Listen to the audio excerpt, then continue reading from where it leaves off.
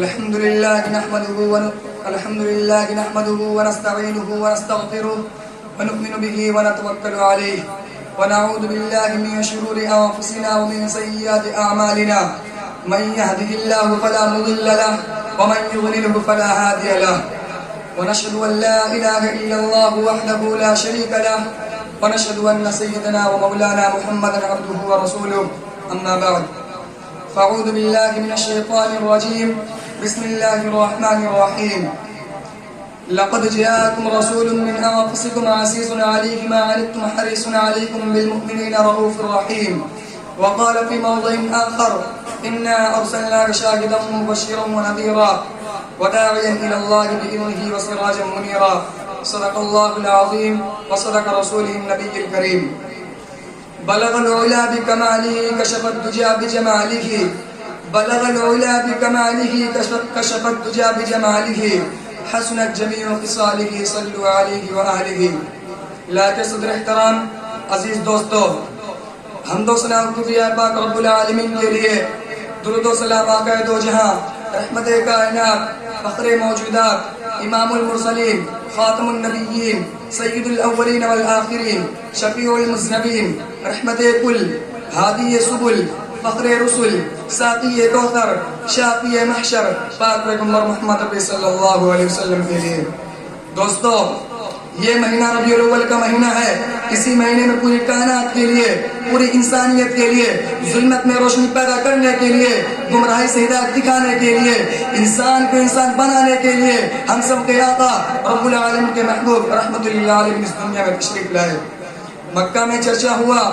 مدینہ میں برکتوں کا ظہور ہوا، دائی حلیمہ کی قسمت جاگی، عبد المطلب کو خوشی ہوئی، دیکھو آمینہ کا لال کتنا پیارا، کتنا دلارا پودا ہمارا۔ سردار عبد المطلب نے صلی اللہ علیہ وسلم کو اٹھا کر پیار کیا، بوسہ دیا، آپ کو گود میں لے کر خانہ کعبہ کا طواف کیا اور اللہ سے فوراً کی دعا مانگی اور اللہ کا شکر ادا کیا۔ خوشی خوشی فرحہ فرحہ سردار عبد المطلب پوچھتے ہیں، بی بی آمینہ پیرا دلارے کا نام بھی بتاؤ۔ نام کا انتخاب ایسا کہ نہ ایسا نہ عرب میں تھا نہ تک کسی نے رکھا تھا۔ بی بی آمینہ کہتی ہیں، ہم نے کئی نام سوچے، ذہن میں آئے، دل میں آئے، لیکن احمد پسند آیا اور نام اللہ احمد صلی اللہ علیہ وسلم رکھا۔ عبد المطلب کہتے ہیں، بی بی بڑا عمدہ اور پیارا نام ہے، ہم اس دلارے آنکھوں کے تارک نام محمد رکھتے ہیں۔ عبد المطلب کہتے ہیں کہ نہ ایسا نہ عرب میں موجود ہے نہ اب تک کسی نے رکھا ہے، اسلام کی برکت سے پوری دنیا میں اس کی تعریف ہوگی، اس کا چرچا ہوگا، کیوں نہ ہوگا؟ اس لیے کہ آپ صلی اللہ علیہ وسلم کی ولادت باسعادت، اس لیے کہ آپ صلی اللہ علیہ وسلم کی بیعت باسعادت، اس لیے کہ آپ صلی اللہ علیہ وسلم کی سیرت باسعادت، اس لیے کہ آپ صلی اللہ علیہ وسلم کی صورت باسعادت، اس لیے کہ آپ صلی اللہ علیہ وسلم کی شریعت باسعادت، اس لیے کہ آپ صلی اللہ علیہ وسلم کی ذات باسعادت، اس لیے کہ آپ صلی اللہ علیہ وسلم کی بات باسعادت، اس لیے کہ آپ صلی اللہ علیہ وسلم کی بنات باسعادت، اس لیے کہ آپ صلی اللہ علیہ وسلم کے ازواج باسعادت، اس لیے کہ آپ صلی اللہ علیہ وسلم نام باسعادت، اس لیے کہ آپ صلی اللہ علیہ وسلم کا کام باسعادت، اس لیے کہ آپ صلی اللہ علیہ وسلم کا قرآن باسعادت، اس لیے کہ آپ صلی اللہ علیہ وسلم کا پروگرام باسعادت، اس لیے کہ آپ صلی اللہ علیہ وسلم کا معراج باسعادت، اس لیے کہ آپ صلی اللہ علیہ وسلم کے اصحاب باسعادت، اس لیے کہ آپ صلی اللہ علیہ وسلم کے یار باسعادت۔ دوستو،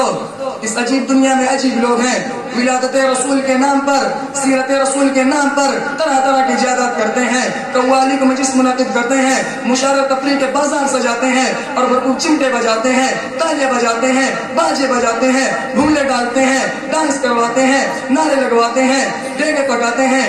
حلوے پراٹھے تقسیم کرتے ہیں اور کہتے ہیں ہم نے عید میلاد النبی بنایا، ہم عاشق رسول ہیں، دیوانے رسول ہیں۔ ذرا سوچو تو صحیح، اس رنگ ڈھنگ میں، اس طرح انداز میں کسی نے بھی عید میلاد النبی بنایا ہے؟ یہ بنانے کا حکم ہے۔ ہم دعوے کے ساتھ کہتے ہیں کہ اس طرح کی عید میلاد النبی بنانے کا حکم نہ پیغمبر اعظم نے دیا نہ خود اپنی زندگی میں بنایا۔ ایک دو سال نہیں بلکہ 63 سالہ زندگی میں کوئی ایک دن ایسا آیا ہو کہ اپنی ولادت پر سعادت والے دن کو عید میلاد النبی کہہ کر بنایا ہو۔ پوری زندگی میں یہ دن، یہ تاریخ، یہ سال 63 مرتبہ آیا ہوگا۔ اور پھر جان نشار کرنے والے صحابہ کرام تھے، صدیق اکبر تھے، فاروق اعظم تھے، عثمان غنی تھے، بلال حبشی تھے، عبد الرحمن بن عوف تھے، عائشہ صدیقہ تھی،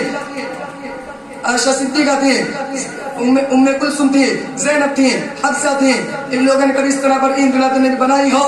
تو دنیا کا کوئی آدمی، کوئی مورخ، کوئی سیرت نگار صورت کے طور پر کوئی واقعہ پیش کرے، ورنہ ماننا پڑے گا کہ پوری اسلامی تاریخ میں ایسا دن آیا ہی نہیں۔ لہٰذا ہم کہہ سکتے ہیں کہ آج کے روزہ میلاد النبی بدعت ہے، خلاف سنت ہے۔ انہی چند باتوں میں ختم کرتا ہوں۔ وآخر دعوانا الحمدللہ۔